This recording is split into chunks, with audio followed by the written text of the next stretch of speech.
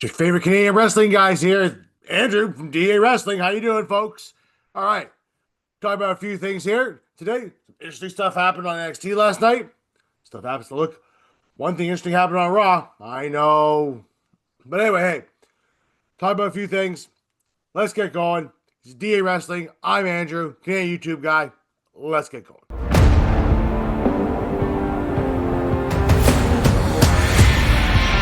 Okay.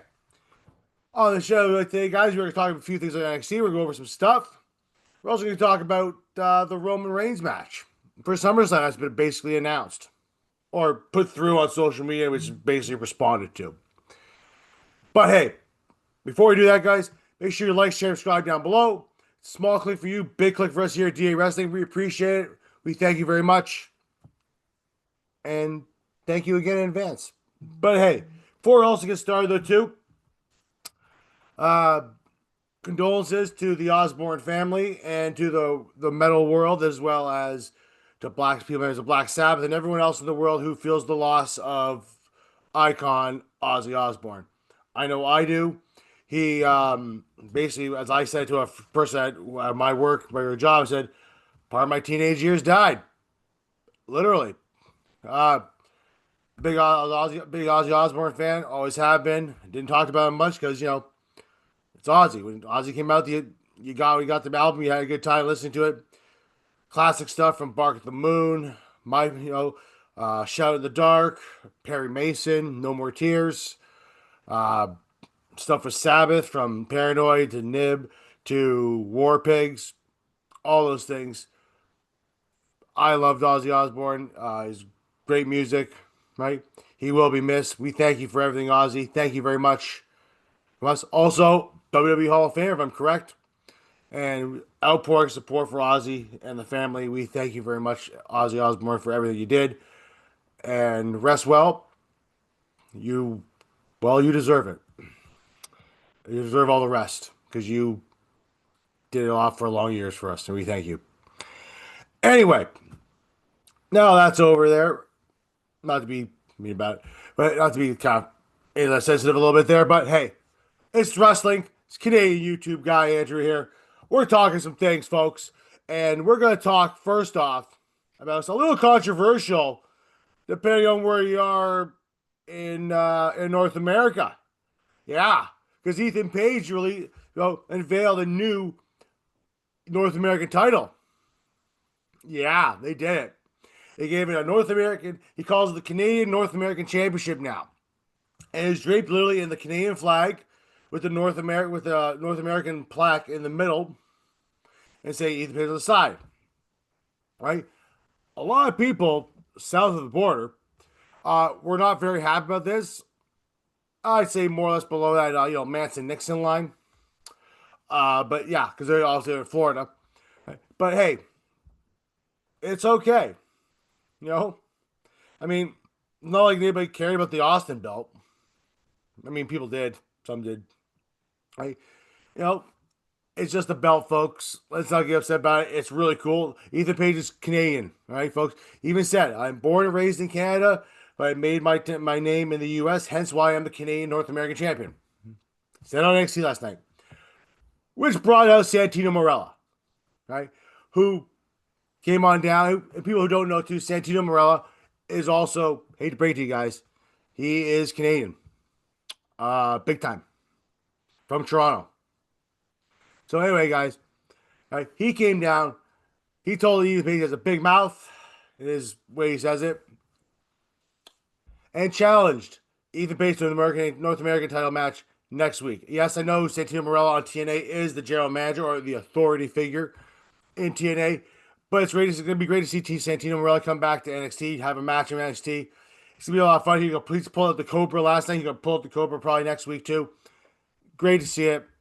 Yeah, that's hilarious for me. I think it's absolutely great that Ethan Page did that, or they had Ethan Page do that. I think it just shows, for all the people out there too, it shows the partnership between Canada and the U.S. too, right? Yes, there's a lot of wrestlers who are Canadian who are in the U.S. and a lot of people for those who booed it and said a lot of things to you, get a life, folks. Seriously. Those who didn't like it, seriously, seriously, go. Go away. You know, go sniff some grass. Okay? Right? Do something. It's just a belt. Right? It's meant to be fun and have a good time, not meant to hit any other kind of thing there, folks. It really isn't. All right. But anyway, I go on about it all day, but I'm not going to. And moving on to it, folks.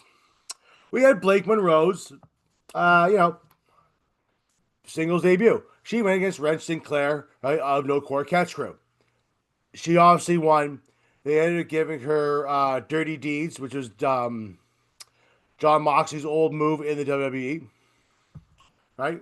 Which is very similar to the Death Rider. Not really, but it isn't. It's still kind of a DDT, but Death Rider's a little different where he kind of like hits him and flips him over at the same time. Best way to describe it to you, right? So, anyway, after the match, she's kind of trying to promo, and Jordan Grace comes out and tries to attack Blake Monroe. And rightfully so. Blake Monroe cost her chance at the title, right? At the North America, what's it called? Bash. Was it Bash? Did we know? Great American Bash, right? Came out. It didn't end well for Jordan Grace, though. Blake Monroe ended up putting Jordan Grace through a chair after hitting her with it, right? Hit her Deeds on the chair for her. Jordan Grace was out cold. Blake Monroe stood tall, as she should be. Let's be honest there. They want to push Blake Monroe. She is the future NXT Women's Champion. Whether you like it or you don't, she is the next NXT Women's Champion, folks. Seriously. Learn to love it. And they shouldn't try to make her a face, because she's just not a face. She's a natural heel. She's great as a heel. That's how she should be. Simple as that. Anyway, Trick Williams came out because last week he was kind of talked to about the Undertaker. Said he's going to call out the Undertaker on NXT. He does that. By the way, Trick Williams should get a proper sized cowboy hat and not one that's like three sizes smaller, so it could barely fit on his head. Just saying. Either you think you don't have a huge cranium because you do, or you have a terrible tailor. One or the other. But Undertaker came out to the Limp Bizkit, no, sorry, to Kid Rock's version of Sad But True, or American Badass is called, right? It's basically Sad But True, but some words changed, folks. By Sad But True by Metallica, this words just changed. That's it.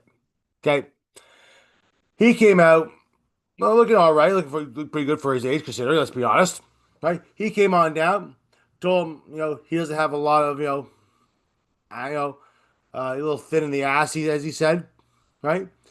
To take on an OG, right? Trick didn't like it. He got to go swing the Undertaker. Undertaker ended up taking him out. Told him he can go from Big Evil to just Mega Mark Calloway with a switch. And he probably Trick kind of pushed him on it. Trick pushed him on it. Undertaker chokeslammed him for his day. Told him, hey, you have a lot to learn, but save it for my LFGs guys. Is this going to lead to an Undertaker versus Trick Williams match? I kind of hope not. I thought I was a huge Undertaker guy growing up too. I love the Undertaker, still do. I just, I don't need to have the Undertaker wrestle anymore. I think he's done. Right? You want to have somebody wrestle in his place? Great, good idea. Find somebody. But I don't think the Undertaker really needs to be in their match here. I think this might be a one and done. Hopefully, I feel they're gonna push it though too. But I feel it should just be a one and done. Call it a day. Call it square. We're good to go. But you never know what's going to happen with WWE. They always have things there. Undertaker was there, right? So was his wife, Michelle McCool. Apparently, she was in the back there talking to Fatal Influence. I got it right finally. Not Fatal Attraction, it's Fatal Influence. There we go. Finally got it right. Only took a few hundred times. So, Undertaker did that. He put out Trick Williams. Hey. I'm sure Trick Williams might respond next week on SmackDown, on NXT, or maybe even on TNA on Thursday night. We'll find out. But right now, let's just leave it as it is. Right? He got put down by the Undertaker. Call it square. We're good to go. Don't need to go any farther with this. If we go any farther with this, we might have a problem, Houston. I understand we were in Houston, but still. Over from. Oh, also, before we even get to the last one, take the last one, JCJ came out with her two titles. That's right. She came on down, and she already had. She talked about people were cheering her. To be honest, she was giving a very big heel promo, but people were still kind of acknowledging her, saying she deserves it and stuff like that. Right? She's how you can tell she's having a good time with the two belts. I still don't agree with how they did it, why they did it, but it looks like she's embracing it. Good for her. Right? But she's not out of the woods already, too, because she already has two new challengers, Jada Parker as well as Lash Legend, who both came down and basically stated their reasons for having a title shot. Jada Parker, in my eyes, kind of has more of a reason for a title shot, really, than actually Lash Legend. Even though I like both ladies, I kind of like Lash Legend a little bit more than I do Jada Parker. But I think Jada Parker, with her stuff right now, where she's been, the big matches she's had, not saying Lash Legend hasn't had them, but Jada Parker has bigger matches, let's be honest. Right? I think Jada Parker deserves her title shot. Do I think she's going to win? Probably not. Right? I think that title is reserved for Blake Monroe when they decide to put it on her. So I think JC is going to hold it a little bit longer than most people thought. I definitely thought she was going to lose it earlier. I was wrong. That's cool. Right? So looks like they're going to have her hold it maybe for a while. Right? The TNA one on the other hand, she might not even defend that till Bound for Glory. So she might hold that belt for at least until October. Right? So you're looking at what? August, September, October. So at least 3 months probably. So, I mean, good for her. We'll see how that works out for JC Jane, though. But let's move over, though, to Raw, right? For this last segment here. You know, at the end of the show, Roman Reigns came out to talk to confront Paul Heyman along with Braun and Braun Breaker. Now, Paul Heyman, right, said a lot of things that were not really true, and Roman Reigns rebutted a lot of things, right? Called Paul Heyman a dumbass, saying that he's the one that really kind of ruined the bloodline. After all the things Roman Reigns did for him, by accepting him and bring him into the family, right? He was just a friend or acquaintance of the family before. Now he's more like a family. Braun Breaker didn't like the fact how Roman Reigns was talking to Paul Heyman, right? Took exception to it, and Roman Reigns responded simply as, "Let me say this one more time: keep your mouth shut." Right? Called him a dumbass as well. Eventually, all hell breaks loose. Jey Uso, they have Roman Reigns on the ropes, about to get tsunami. Therefore, Jey Uso comes on out, attacks them there. They stand tall at the end. They do a double spear at one point to Braun Breaker and Bronson Reed. And then on social media, right, while Roman Reigns is walking on a treadmill, right, calls Jey Uso, tells him to get ready, right? We should have a tag team match at SummerSlam against the two Brawns, Bronson Reed and Braun Breaker. Which Jey Uso responded on X, apparently going, yeet. 4 letters, one word, yeet. Right? Looks like that's happening there. That's probably already been signed. Looks by looks of it. So it looks like we're getting Roman Reigns' match. It will be with Jey Uso versus the two Brawns. Should be a good one. I wouldn't be surprised if it's night one. Because I think night one, that's going to be a lot of explosive things happening. I think both nights of SummerSlam will be very explosive.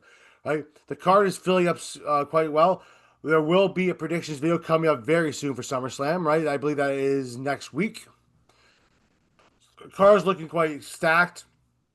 The only one so far I don't like is that I did that tag match with Randy Orton and that Jelly guy. But we'll see how that goes. I mean, I've been surprised before by musicians doing stuff. Bad Bunny comes to mind at WrestleMania when you destroyer on the Canadian Destroyer outside of the ring to John Morrison. And that huge match he had in Puerto Rico, street fight with Damian Priest. So some of them can do it, but I just don't know if that's gonna be possible right away. We'll have to wait and find out on that one. But anyway, guys, right? We'll see more. We have the predictions video coming up sometime next week, right? Card will probably more likely be finalized after Monday, right? Then they'll do the show on Saturday. Sorry, on Friday. SmackDown just to go home. We'll probably have nothing there. I think we'll probably have a tag team match probably there. We'll see what goes on there. But anyway, guys, that's the episode for today. Thank you very much for watching. I appreciate it. I'm Andrew, this Canadian YouTube guy, Andrew, here with your quick little news update and also quick little review in a nutshell of NXT. Rest of NXT was pretty good, to be honest, you guys, right? Go take a look and watch it, right? I like to only talk about the key points here because you know what? Because those key points are the ones that really matter the most. That's what keeps you entertained. But anyway, guys, make sure you follow us there on YouTube, Spotify, as well as Podbean, right? Follow us on TikTok, right? Watch out for some of the new shorts we'll be dropping soon, right? DA Sports, Pod, or DA Sports. Also, DA Wrestling on X. Thanks very much for watching, guys. Appreciate it. Have yourself a good one.